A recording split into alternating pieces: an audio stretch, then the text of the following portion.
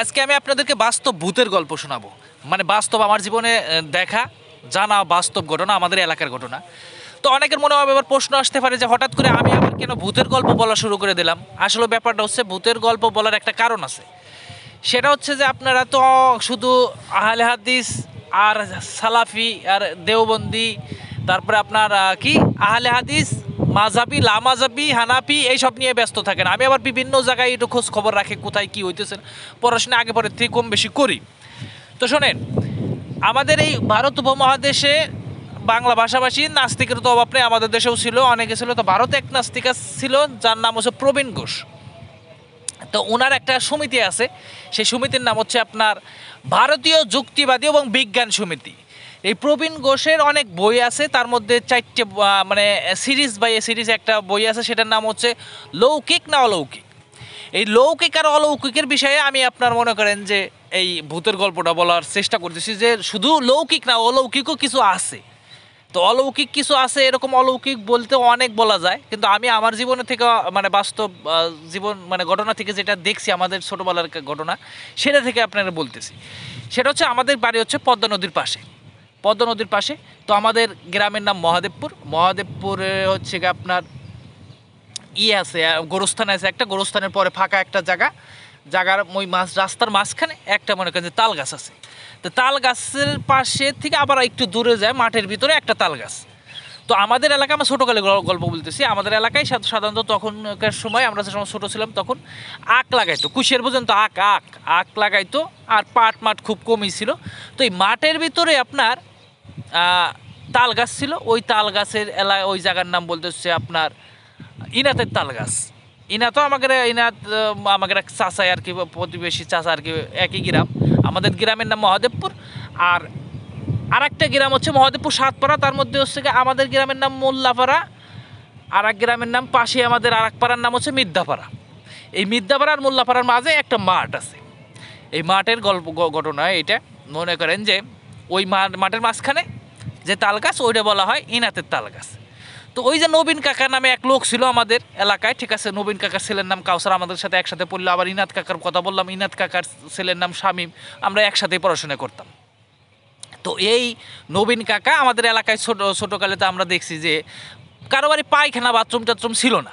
ছিল বলতে হচ্ছে আপনার ওই মাঠের ভিতরে আপনারা আমরা বদনা নিয়ে একবার চলে যেতাম, মানে প্রকৃতি কী বললাম আর কি বললাম কিছু বলুন, মানে প্রকৃতির ডাকে সারা দিতাম, বাথরুম করতে যেতাম, মোট কথা যেটা বাস্তব সেটা বললাম। তো এখন একদিন রাত্রের বেলা নবীন কাকা মনে করেন যে আপনার গিয়েছে হচ্ছে বদনা নিয়ে মাঠে গেছে। আগেকার দিনে টর্চ লাইট ছিল, 3 ব্যাটারির টর্চ লাইট, এটা তো আপনারা জানেনই। সেই 3 ব্যাটারির টর্চ লাইট আর বদনা হাতে করে উনি মনে করেন যে ওই কুশের খেতে বা আইসের খেতে, মানে পাটের খেতে গিয়েছে বাইরে। তখন রাত্রেও ওই পথ মধ্যে মানুষজনের চলাফেরার অভ্যাস ছিল যদিও। তো সেই চলার থেকে মনে করেন যে একজন লোক রাস্তা দিয়ে আসতেছে, মানে পথ কুশের খাতের মাঝখান দিয়ে পথ, সেই পথ দিয়ে একজন লোক আসতেছে। তার নাম হলো সিদ্দিক কাকা। যেই সিদ্দিক কাকা এখনও ভালোই আছে, সুস্থ আছে। আমি দেখে আইছি, এবার বাড়িতে দেখলাম, সিদ্দিক কাকার সাথে কথাও কলাম। তো এই সিদ্দিক কাকার রূপ ধরে মনে করেন যে ভূত নাকি পিসের যাই হোক আসতেছে, আইসে কোচে নবীন নবীন নবীন নবীন কাকা তো পাশেই মনে করেন যে মানে প্রকৃতির ডাক সাইডতেছে, কিন্তু ভাব নিতেছে যে নবীন কাকারে সে দেখে নাই কেউ। তখন উনি নবীন কাকা বলছে, এই কী হয়েছে রে, কী হয়েছে সিদ্দিক, কী হয়েছে, কুশের ক্ষেতের ভিতর তুই দেখে করতেছে, কী হয়েছে? কয় আরে ওই যে তোকে যে ইনাতের বুড়ির কাছে, ইনাতের তাল গাছের কাছে যে কুশের ক্ষেত, ও কুশের ক্ষেতে দেখলাম যে গরু লাগছে না, শিয়ালে দেখলাম কুশের খেতে যায়। কুশের ক্ষেতের একটা ব্যাপার আছে, শিয়ালে নাকি কুষার কামড়ায়, কুশের কামড়ায় কুশের গুড়া মানে ভেঙে দেয়, আর কুশের উপরের মাথা নষ্ট হয়ে যায়। এই জন্য মনে করেন যে উনি ওইখানে গেছে। তো এখন উনি এইটা শুনে আর কারো কাছে জিজ্ঞাসা টিজ্ঞাস না করে, যে শিয়ালি তো খেতাবো তার আবার কি, এইটা কয়ে উনি ওই মনে করেন যে ওই জায়গায় চলে গেছে। যায় সাইডে তো মনে করেন যে মানে উনি পরবর্তীতে ওনার যে ঘটনা ঘটছে, ঘটনা ঘটার পরে সুস্থ হয়ে আমাদেরকে মানে এলাকায় বলছিল। আমরা তো যখন ছোটো ওইভাবে শুনি নেই, সরাসরি তো মানুষের কাছে যেটা শুনছি আর কি। তো এগুলো যে ঘটনা ঘটছিল, আমরা গিয়েছিলাম ওই দিনকে রাত্রে, সেই ঘটনার বাস্তবতা, কিন্তু বাস্তব ওনার সাথে কী করছিল সেই ঘটনা তো উনিই জানে, উনিই বলতে পারে। তো উনি বলতেছে যে আমি ওইখানে যাওয়ার পরে আমি কোনো মানুষজন কোনো কিছু পাই না, কারো দেখি না, কোনো চোর ডাকাত, কোনো শিয়াল বাঘ বললে কিছু দেখি না। তা আসলো কেটা, দেখি যে আসলো হচ্ছে গিয়ে দয়ালে সাল মুক্তার হলো আমাদের বন্ধু।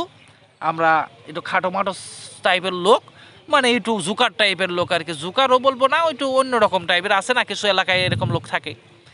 তা সেই মুখ তার মনে করেন যে আইসে মানে নবীন কাকারে করতেছে, যায় আসে খালি পাঁচরায় ধরে, এন্দে ধরে এন্দে ধরে, একটারে ধরে মাইর দেয়, 4-5টা আসে, 4 মুড়ে দিয়ে আসে। নবীন কাকা কয় এরকম ঘুষাইতেছি কি লেতেছি, সরেও না চলে না, ধরবে তাই তেল তিলে।